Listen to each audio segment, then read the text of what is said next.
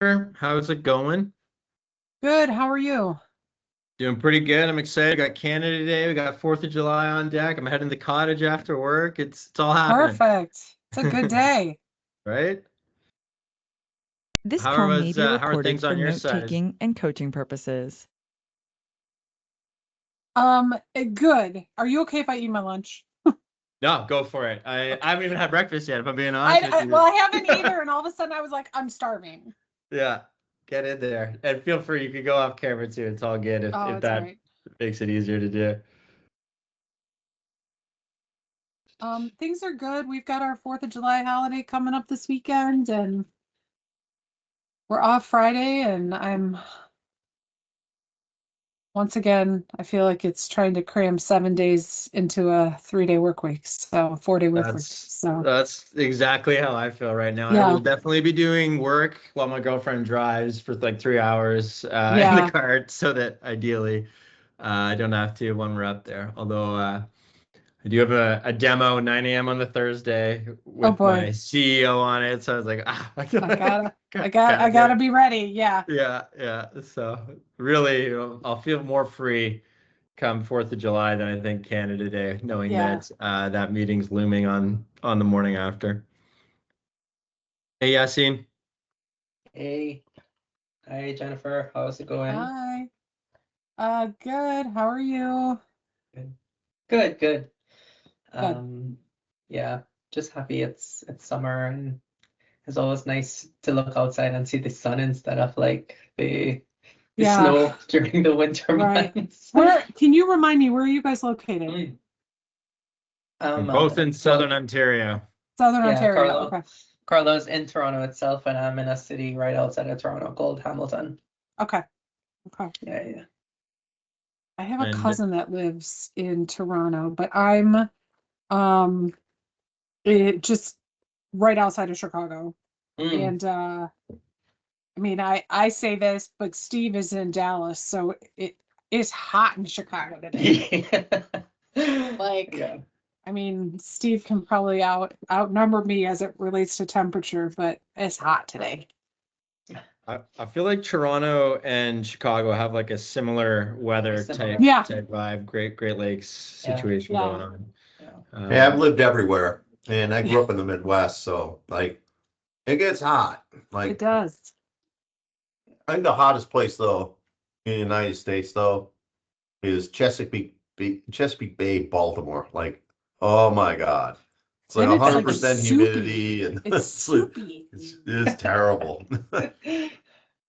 you kind of sounded like Johnny Cash coming in there, Steve, that camera Uh-huh. on, and I've been everywhere, man, kind of vibe. But all right, it's hot, it's summer.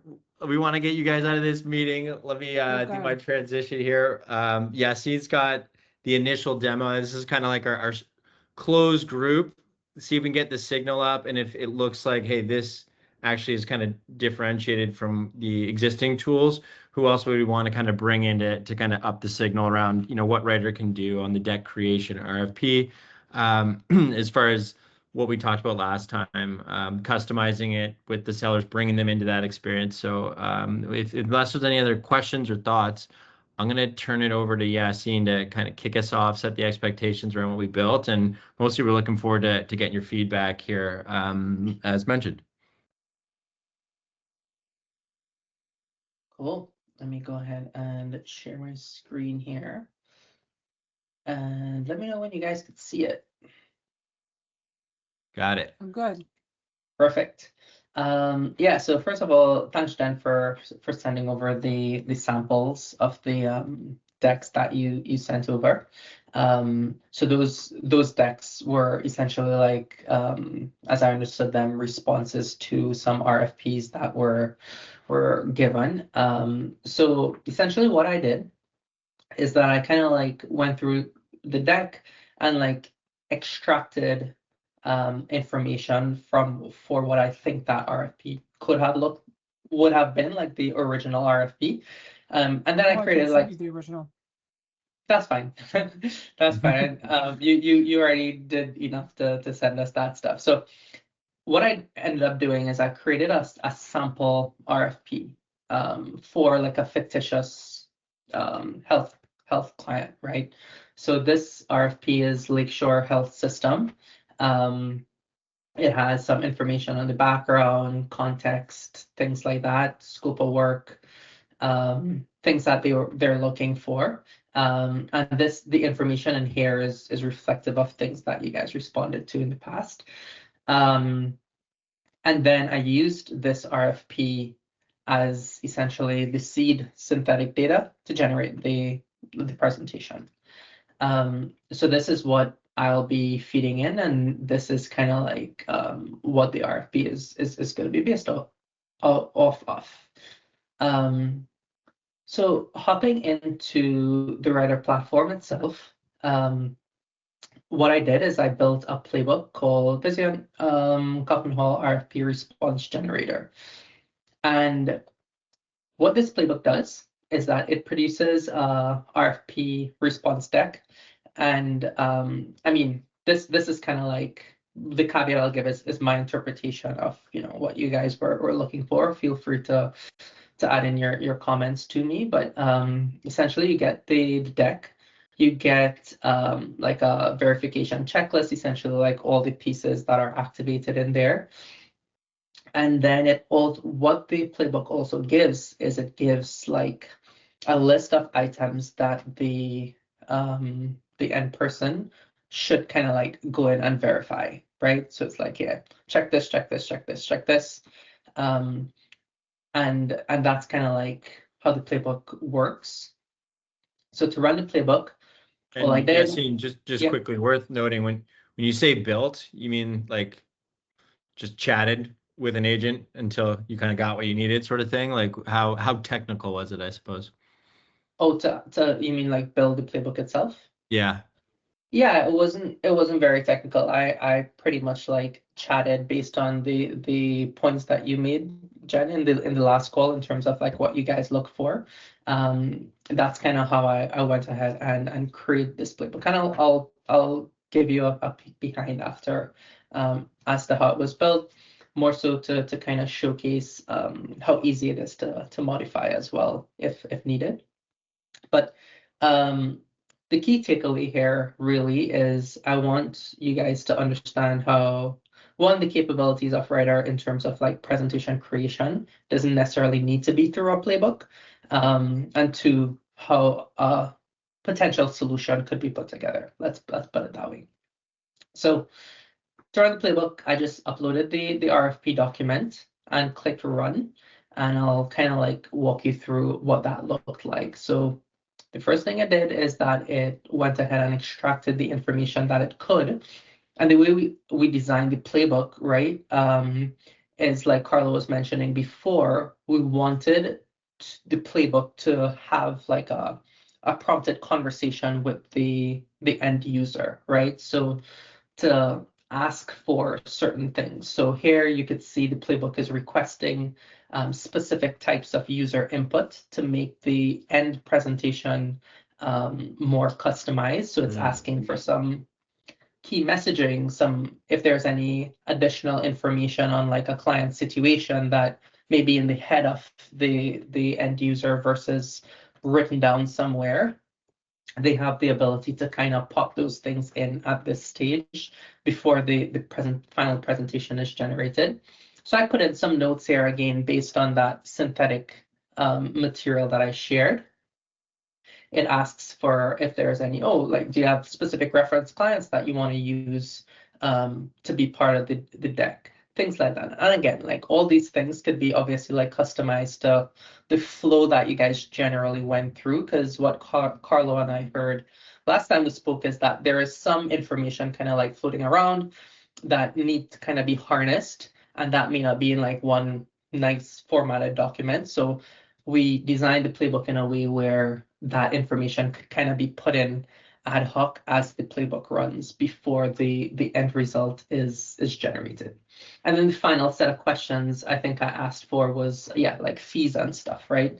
If there's a sense of, like what should the fee structure look like and things like that. If somebody has a sense, they could put that in here and then have that reflected as part of the end artifact.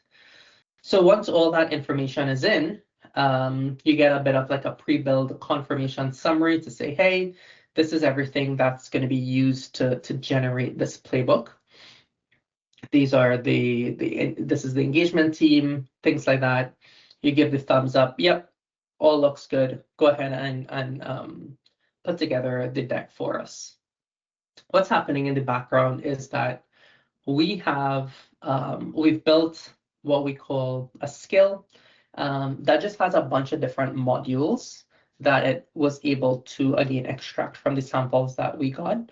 So what we're doing is we're constructing this deck, and in this case the deck is 54 slides based on the information that was provided by the end user and which modules they want to activate, right? For example, like perhaps not all decks would have case studies needing to be part of them, right? So the solution kind of has that the ability to intelligently know which ones essentially to turn on and turn off based on the conversation that we just had with the end user. And once all that information is in there, it goes ahead and works on generating that deck.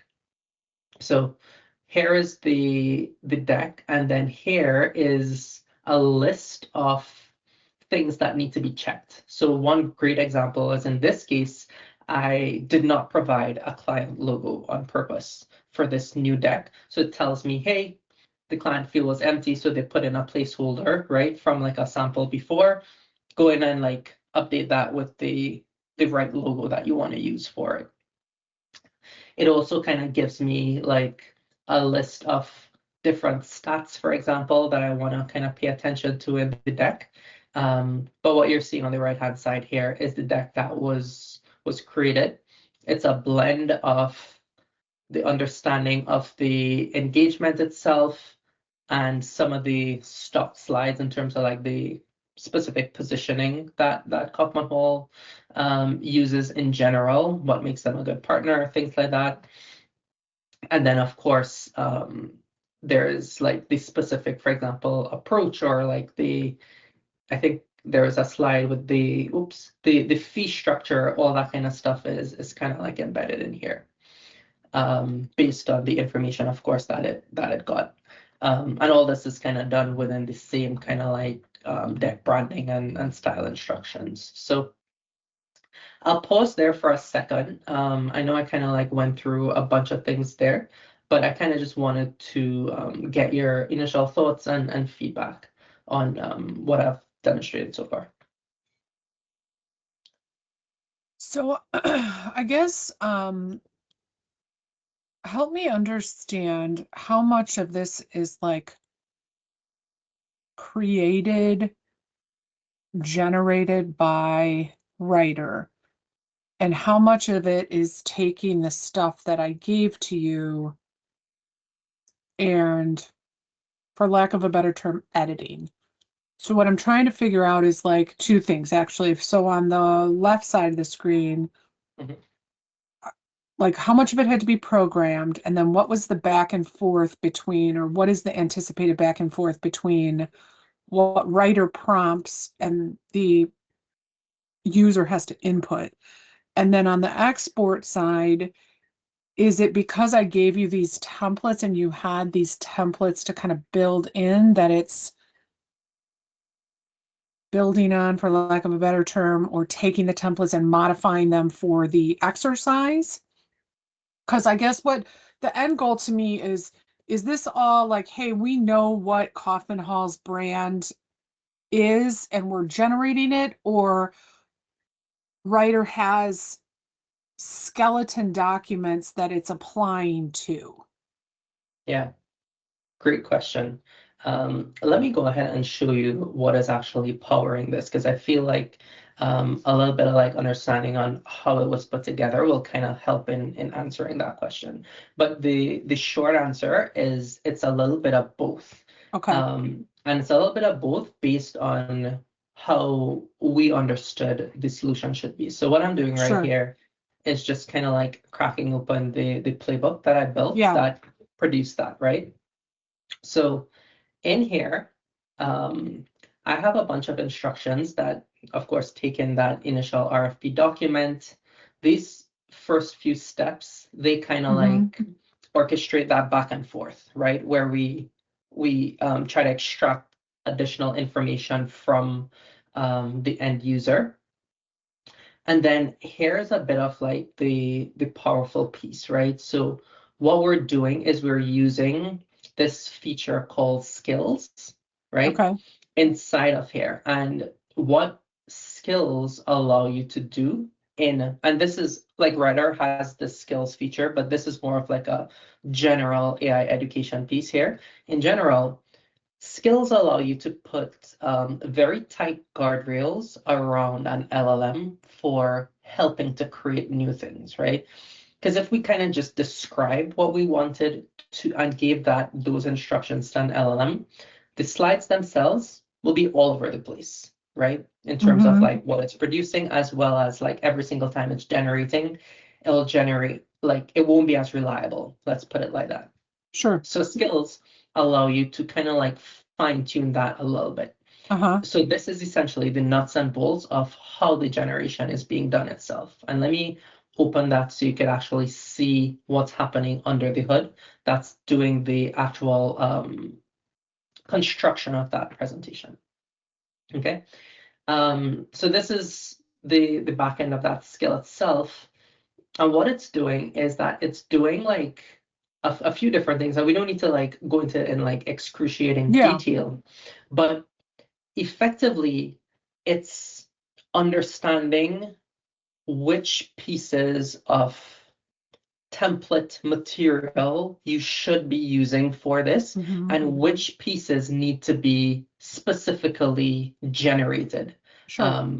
in terms of like the new content. So similar to like how I answered before, it's a little bit of both, but Okay. in my opinion, the powerful piece here is that is like heavily configurable, if that makes sense, right? So like if Sure. there is sections or pieces, or even if you want to add in new slides that have not existed before, but you kind of still want them within the same brand, you could use skills like these to say, hey, based on either these template slides or just based on the brand itself, create these new slides for me with, X, Y, and Z content in there. So my understanding is this approach gives you, I guess, a little bit more flexibility in creating net new content without stepping too far outside the bounds of the type of branding Okay. that you're looking for. And Yassine, correct me if I'm wrong. We created this Kaufman Hall RFP response skill just by uploading the PowerPoints we were given and trying to extract what maybe some of those guardrails would be, or Yeah, so I created this skill based on, and again, like Writer has, just for you guys' knowledge, like Writer has a skill creator. So it's not like Yassine sitting down and like Right. writing out all this stuff. Mhm. I described what I thought was the best way to do it. But essentially the things that I really took from the samples that you shared, Jen, was structure, right? Mhm. So you could see here in this skill, what we have programmed in here is that this is kind of like the base structure that should always be there. And then these are some of the like the optional modules that, based on the interaction with the end user, may or may not be there. So it's kind of like giving the LLM a little bit more structure. Here we're, Mhm. giving it information on the color palette and like the typography, dimensions, like the voice and tone, all that sort of thing. And it's kind of like, some other like references and things like that. Like here it's referencing some of the templates and things like that. But anyways, the point is that this is kind of like how we're configuring what to use, what not to use, things like that. Okay. Does that kind of help shed a little bit light in terms of like how they go? So it's very different. I guess it's fundamentally different from like, let's say like a Seismic, because I know you guys Mhm. mentioned that before, where you have like a whole bunch of slides and you're dragging and dropping a bunch of them in here. the level of referencing of materials that you provide is configurable. Yeah, this is a better use case for than Seismic, Jen, for your needs, I think, than like my take is Seismic is really an assembler. It's just assembling existing slides, and it's Right. using some storyline build of AI that you can use called Aura. But this is taking your unique voice, your unique guidelines, the brand guide, all the stuff, and it's built out in the LLM with skills saying, okay, every time I create a proposal, create it this way, using the Right. data from responsive. That's how I see it. Yeah, and I think like for me, and I was telling Carlo this before this call as well, like for me, the main piece that I really want you to walk away with, Jen, is the power in these types of capabilities, right? Because I feel like you have all these things that you do day to day. And even though we may not have like spoken about very specific examples, in my mind, if you understand what the possibilities are in using this type of technology, like for example, skills and like how the ability for us to generate these types of PowerPoints and things like that, I feel the opportunities when you're actually in your day-to-day will kind of like compare in your mind. That makes sense. So, right. So let me make sure I'm tracking the functionality here. So the skills are kind of like the rules and the basic architecture, right? Like this is how the house is built, how it's structured. We've got these many rooms, whatever. And then you're using the interface here to really say, this is a really bad analogy, but like I have the plans from the designer. The designer says, okay, the designer being the RFP, we need to have this in a modern look and feel. But then, so you can import that. And then really after that, it's, okay, the user saying, now I need references. And so the references are grabbing the architecture, grabbing the RFP, the designer to say, okay, this is modern, and dropping in those references based on those two pieces, right? So it's Or creating. Or creating, like or creating, right? Yeah. Because Steve, you're right. Right now, there's a lot of effort that we're putting in to architect what's in Seismic, but there isn't the ability within Seismic to say, okay, now add a slide that gives me a framework for approach, or add a slide that talks about academic medical centers, or I need these inputs, create a slide where a user has typed out some, a couple sentences on how they want the approach to be modified. Yeah, Writer is more mature in terms of its AI and LLM. Okay. Seismic is not an AI company. They're trying to build AI into things. So Sure. I said it's a pretty good assembly tool for basic Yeah. presentations. That's the lesson that I've kind of learned over the time. This is a better approach and by the way, you're still going to be living, like we're going to need to learn how. I know how to do it, not maybe anywhere near as good as Yassine on this, but like build out markdown codes and skills. Like I could do some of it, but like if you want to advance it, that's the one gap here. Like all of a sudden you want something that's not there in the skill set. Mhm. Skill sets are meant to be continually honed, developed, and so forth by what goes on. So we got to address that gap if you do this route. Yeah, and the nice thing as well, Jen, is like it's very iteratable, right? Like to your point, like if you wanted to create that new slide at the bottom of the presentation, or in like somebody could come in net new and say, hey, put together this slide. Oh, maybe I don't like this way. It structured these things, use these different images, things like that.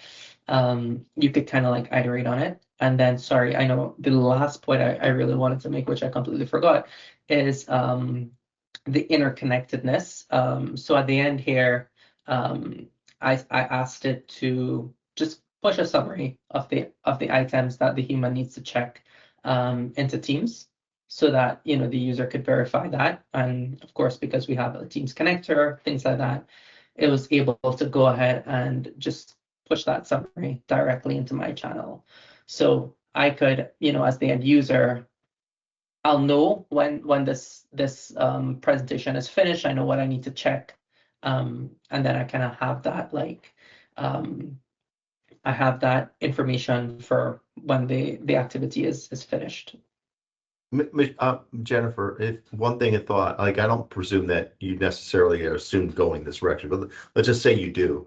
I think, and you guys that write or tell me if I'm right or wrong here, I think you have to sit down and map out the initial requirements really carefully so that the skills can really be honed correctly right out of the gate.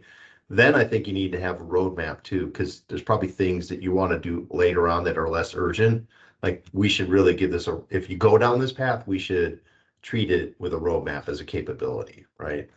That's where I'm going with it. Which means you guys, if we ever get to a proposal stage, we need to map out the proposal that way. So, go ahead. I like what you're saying, Steve, about the roadmap stuff, because even some of what Yassine was showing earlier, that conversation within Writer, we have capabilities coming where that actually can be pushed to teams. So ideally, people are interacting with Writer where they already work, not necessarily having to come back and forth. You saw a glimpse of that at the final push, but we're bringing more of that capability into the conversation you saw too. So definitely want to validate what's feasible in the short term and what is a nice to have that's just around the corner. Okay, so I have a couple questions, and this gets really into the weeds a little bit, but I think it helps the discussion around that roadmap, because I see this, Steve, as something that could be launched within Daniel Mojica's area for sales enablement, and not only specifically to RFPs. I think RFPs become a use case for this, not the owner of this.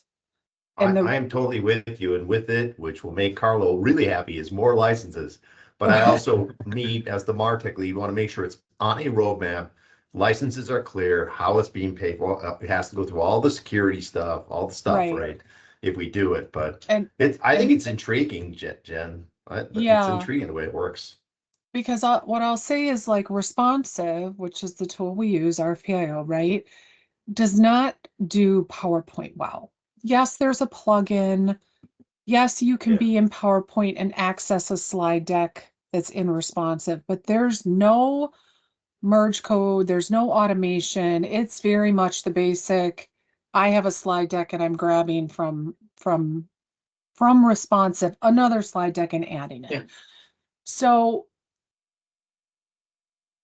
I think the Kaufman Hall knowledge management team has done a great job of setting up responsive as the source of truth, because it's governed. They can manage it. You can assign owners. You can go through a review cycle, right? But I look at the consulting team, and they do the majority of their work in PowerPoint. They do RFPs. They do proposals that aren't RFPs that we have nothing to do with. They do oral presentations after RFPs. They do presentations. They do delivery when they're in the middle of an engagement. And that's where I feel like if we're going to use a tool like this, it's got to have applicability across all of those. Otherwise, we're on the RFP team fighting a battle to say, use this, but only for RFPs, right? Like, to me, this is a solution that says anytime they have a PowerPoint, regardless of the application of it, if the skills are there, if the format and templates there, if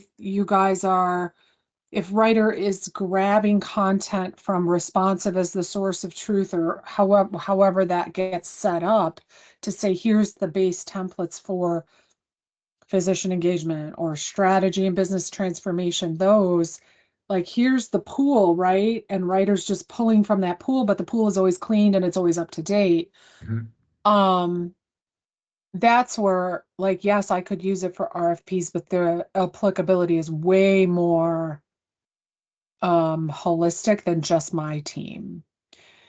The other question I have, and this is like just a in the weeds question, is when we do RFPs, sometimes within the slide masters, like, our confidential markings on the bottom have to be different based on if it's a public or a county entity where we have no freedom of information protection versus a private organization. So we're going to have different footers. It is a pain in the neck to have a final presentation, have half the slides say confidential, have half of them not. We have to go through and we have to remove it all.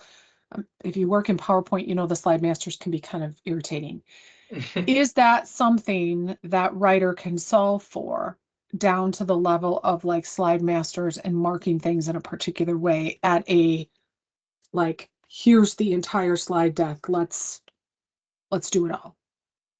Yeah, so let me play that back to you. So essentially, when you're creating this deck, based on the type of entity it is, the footer will change, and the footer needs to be Okay. changed for the entire deck. Correct. Right? Correct. Yeah. So yeah, for sure. Like in the playbook itself, and this is just me kind of like spitballing here, just Yeah. based on the request, but in the playbook itself, you could essentially add in here, let me sorry. And it's okay to kind of say yes, it can do it, because I think these are some of the things we're solving for, which is as we move through this, people add things from other slide decks, and it gets really messy, and then all of a sudden you missed one and you got to go find it in the slide master. But if that, and that's kind of one thing I thought, that is, if that can be automated as the footer should be the same, or the header should be the same, no different than a merge code, that would be great. So yeah, no, for sure. Like, okay, I would say like you'd include like a bit of like a drop down to say what the entity is, and then they'd have a lookup. But essentially, the nice thing is that as part of the playbook, as the last step, you could do like a QA check, right? Right. You can put in like a QA check and specifically call out, hey, this is the footer. Make sure double check the type of entity it is. Make sure the footer lines up to the text that it needs to say. So it'll go back and do like another pass at the end of it to validate those types of like items. Okay. Yeah.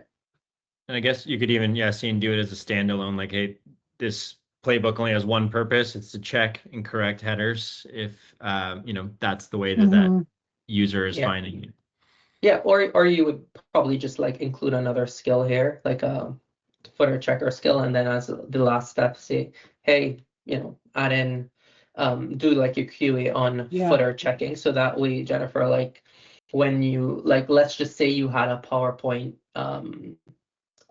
like a rogue PowerPoint that somebody else made, you'd be able to kind of just like upload that PowerPoint in here and say something like use/footer checker skill to validate the footers that they're aligned with what we expect.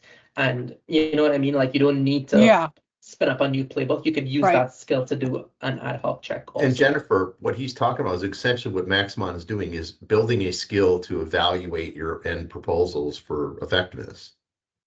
Like, we could have gone the other way and had writer do that too, but Maximon's done it. That's great on doing it. But what they're saying, you can create all sorts of interesting skills. That's the kind of requirements we need to sit down and map out if we go this route. Like, what types of things do you want to get on? And then you just call up the skills, like they said, when you need it. Yeah, and I think, Steve, the other kind of mapping this out is the technical skill required to build these skills or to program this. Like, my team doesn't have that capability right now. I know. Not that one or two of them couldn't figure it out, but like, they're not coders, or they just haven't lived in this world. This is a good point for us to jump in, because one of the great things about writer skill is it doesn't require that skill set to do it. Like, you saw the example one we had. Yeah. If on this call, the way that we would edit it, like if you had, let's say you had 10 points, Jen, where you're like, I'm not happy about these things, we would have just uploaded the file here, hit the microphone, let you talk, give those 10 points and say, give us a revised skill, run it, and we've got a V2 and we're off to the races. Okay. So I get all that to say, not that those technical people wouldn't take to it easier, but developing these skills is just all natural language chatting, and that we can enable on. Yeah. Yeah, I think the piece there that we will probably help with, and this is like a very practical consideration, right, is really helping think through or enable the problem solving type of ability to figure out how to put this solution together. Like, Right. what should go in a skill versus like what should you build a playbook for? Yeah. Those pieces, based on what I've seen with other customers, like once we kind of have like 1 or 2 sessions with folks, non-technical folks, specifically in marketing especially, and they kind of get their head wrapped around like how to put things together, they like just shoot off in terms of like all these very, very cool use cases and applying it to their day-to-day jobs. But I think that's really the hurdle. It's not anymore about like being able to code and things like that. It's more being able to break down that problem and how do you like architect that solution to put it together. Yeah. Yeah, it's like Lego blocks is the way I think about it. Like if you want to create the big Lego block house, you start usually with a platform, a base, right? Or you could actually start building individual Lego blocks, like a single skill, like every time I wanted to do this. And it's just Right. context, like, hey, I want to build this. Here's context for you. Do these steps. That's a skill. Yeah. Save it. Call it something. Build another Lego block skill. And then you just assemble it saying, I want to build a house with this skill, this skill, this skill, this. Every time I run it, run these. Yeah. So it's kind of a logic thing. You can learn it through LinkedIn too. That's another way to do it. They have some pretty good courses. Mhm. But if we didn't, I think, it's fair until we get Jen. It's occurred to me, I probably need an AI specialist in MarTech at some point to help with Yeah. this. But for now, like we just need to roadmap it out with Writer and have and pay for services to have them do it with their own product. Like I don't have cycles to go write skills. So, that's Well, not going and to that- happen for me. And that's my other thought is like developing this, fine tuning it for my team, but while at the same time trying to manage a increasing volume of RFPs that have a 1 to 2 to 2.5 week turnaround, right? Like, I mean, Steve, we're taking on this whole IT security Yeah. questionnaire thing. And I'm like, people are like, okay, is it ready? Is it ready? I'm like, guys, like I have all of this stuff to keep the lights on, and now you're asking me to absorb this. And so finding the time to create new train. I mean, Steve, you've been living it the last year, like since you've You joined probably me. could actually have Writer help you with skills on Right. that aspect too for the Right. security assessments. Like it's just a form, it's just with Yeah. intelligence and audit. So like Yeah. anyway, I'm But- going rogue, but No, it's okay. But I also think like to do this for Kaufman Hall, which I think would be the game changer, is Daniel Mojica needs to be involved. Sarah Santoro needs to be involved. Like, Mandy's gone, but her team needs to be involved because just getting that, like they've gotten to a point where responsive is their source of truth, but what they're still not there yet with is, okay, guys, strategy consultant, what's the deck that's the framework? Like you can't tell me that you create every time. I know you don't create every time. You go back to the last one you did and recreate that one. So, but they're just have this resistance to like coming up with the standard framework. And so we need to like corral them around that look, we can use this super cool technology and save your time, energy, effort on the back end, but you need to have a little bit of front end so that there's a foundation there for a writer to build from. you just made me think, Jen. You could go wild with this, and I'm not suggesting you do this, but I'm just going to throw it out there. You could cluster like people that behave a certain way. There's probably a way to cluster them. Say, oh, Right. these 3 people always did this way. These do it this way. Yeah. And then create different routines for each of those Yeah. clusters. And then go and score effectiveness on each of the 3 and feed it Right. back to them, as well as look at the win-loss success ratio. And you're going to find Yeah. out some clusters do well, some don't.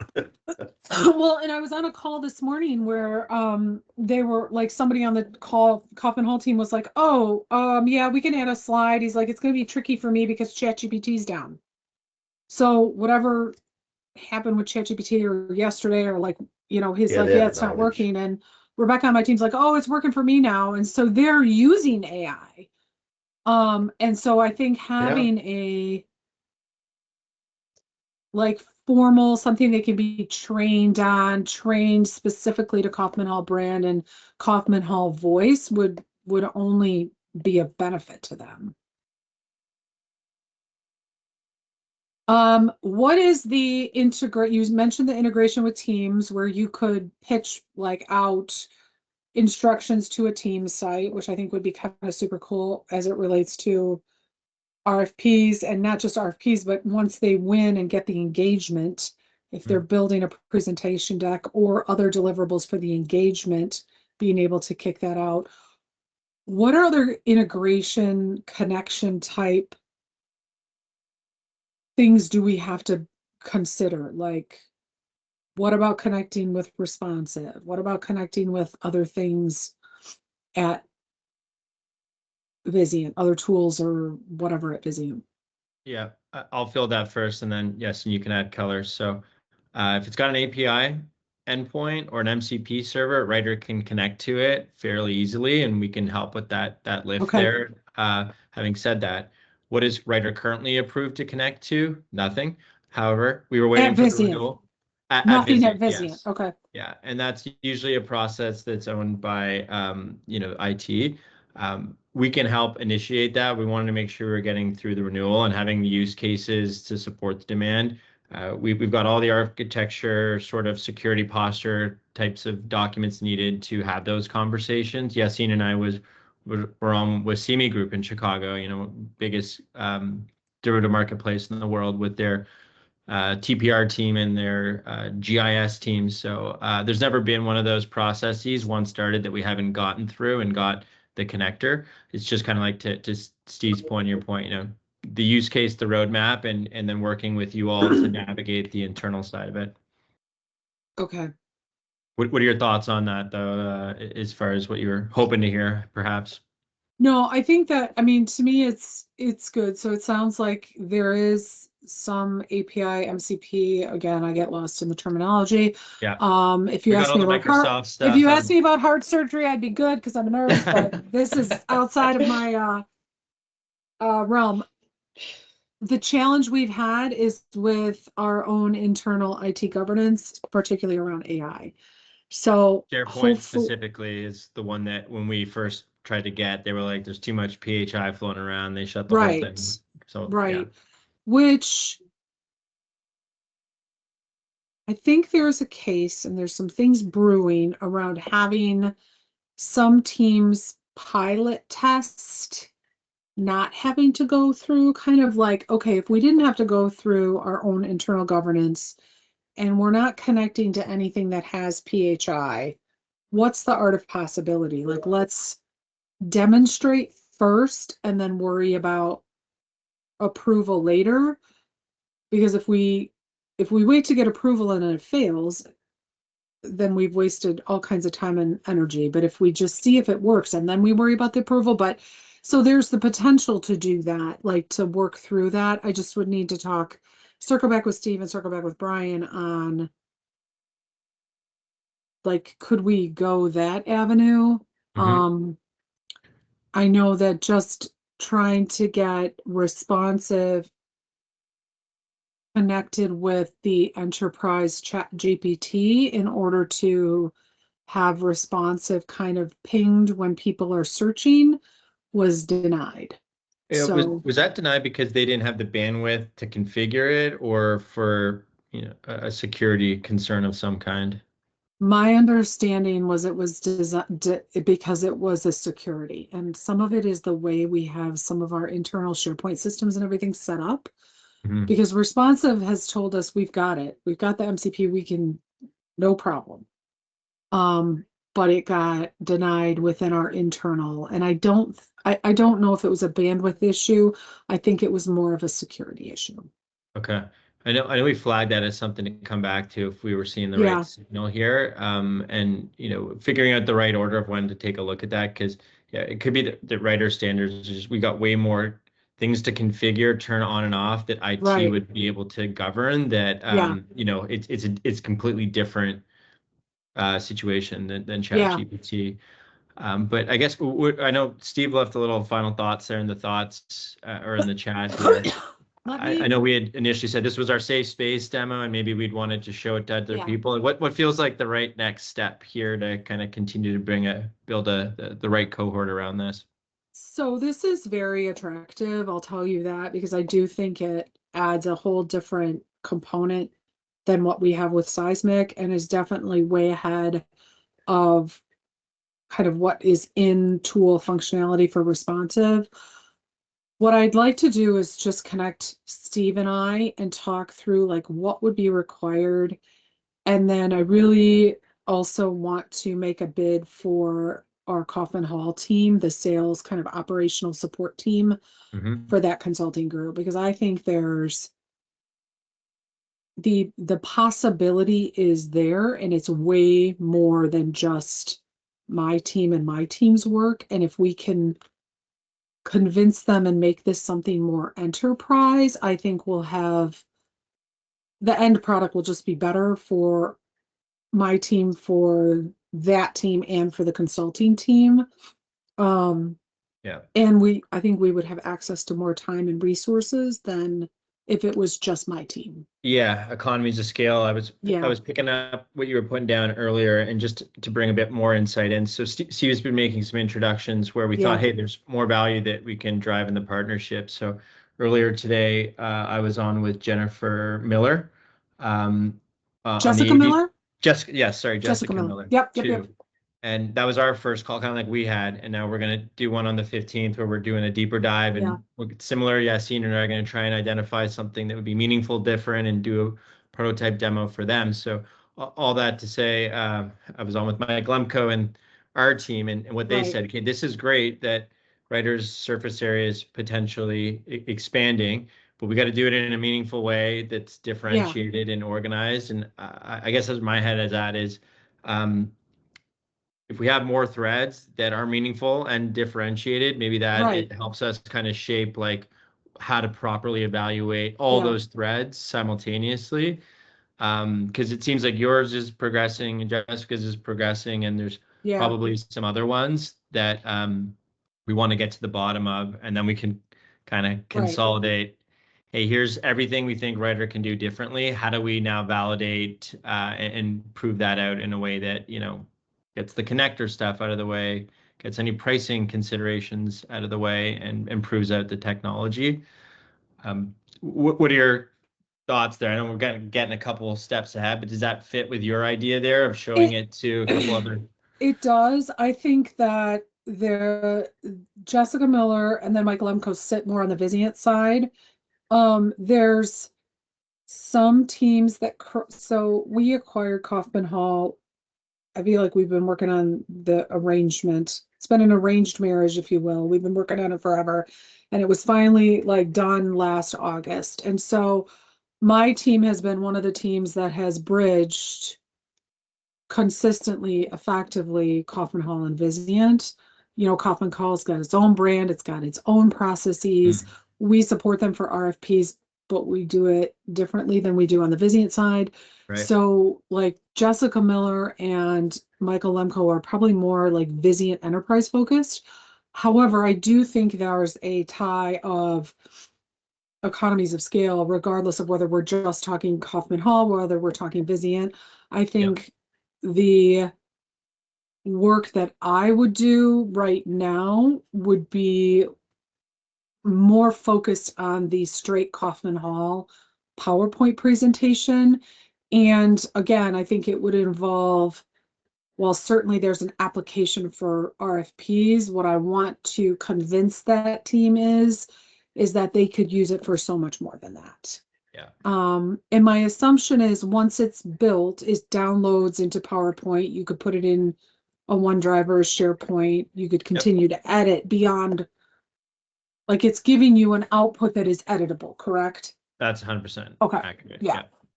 And so then I think that's a very safe place to say, let's let writer and AI and the technology build it and get it 90% there. And if you want to futz with it at the end, go for it. But you don't need to spend your time on that if you don't need to. So. Agreed. Where's that team located? Kaufman Hall? Are they dispersed remotely as well, or? So there is they have an office in Chicago. Okay. It's actually kind of on the same, it's a couple floors down from the Vizient office in Chicago, if you've been to the Vizient office in Chicago.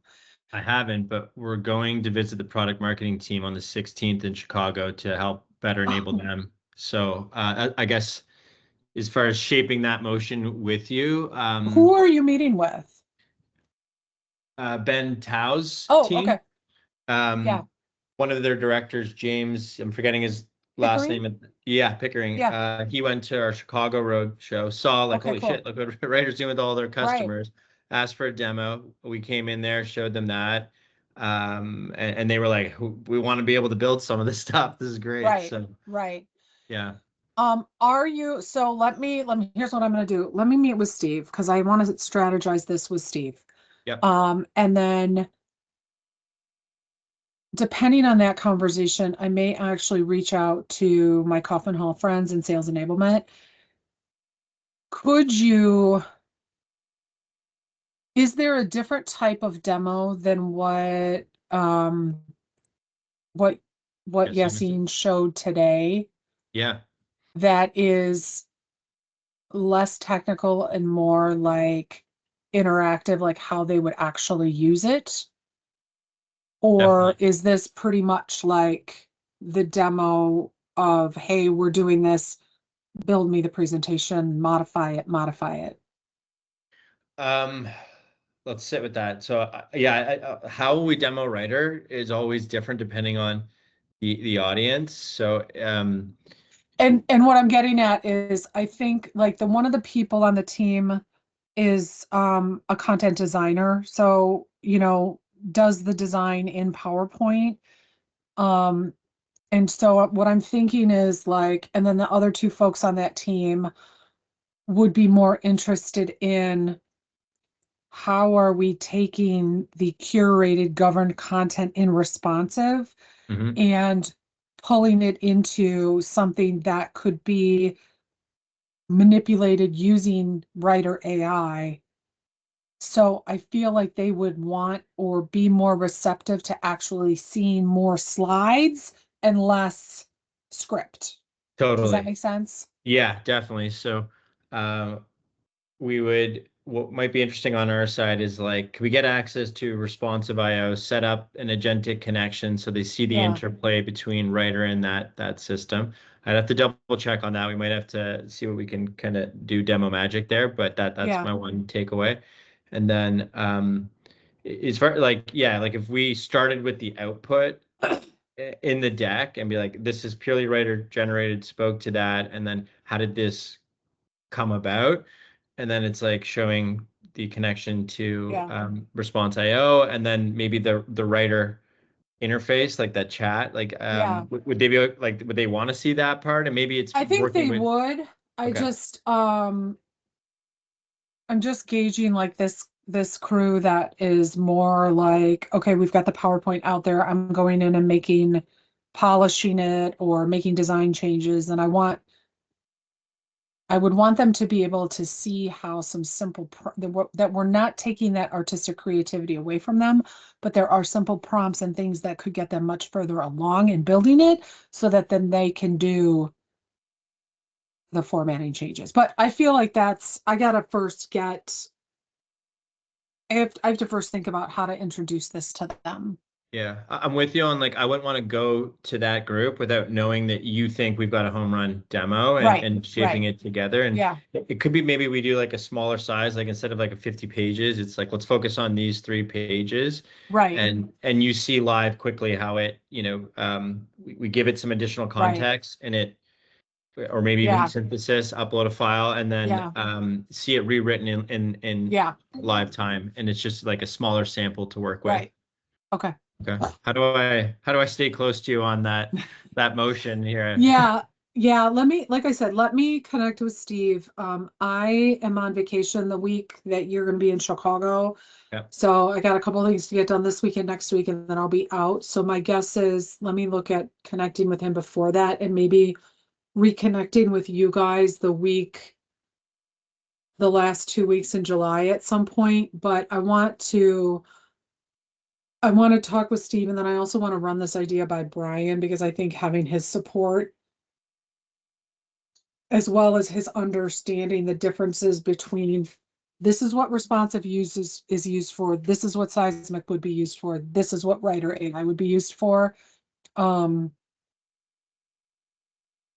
then we'll have a better idea, like once we connect, what that could or would look like. Because I think there's still applicability for just my team.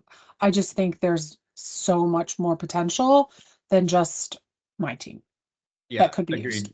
That was kind of Mike Lemko's takeaway was, this is great. You guys are talking to more people. I think we need to document some of the conversations, high level, a couple bullets, just so that we can, better find the right paths and potential landmines or resistance where it doesn't make sense to do so. So I'm gonna try to get that all spun up in the interim, and make sure that you're getting a copy. Anyone that's involved with some of those conversations, whether it's yourself, Jessica, Steve, of course, has transparency there too.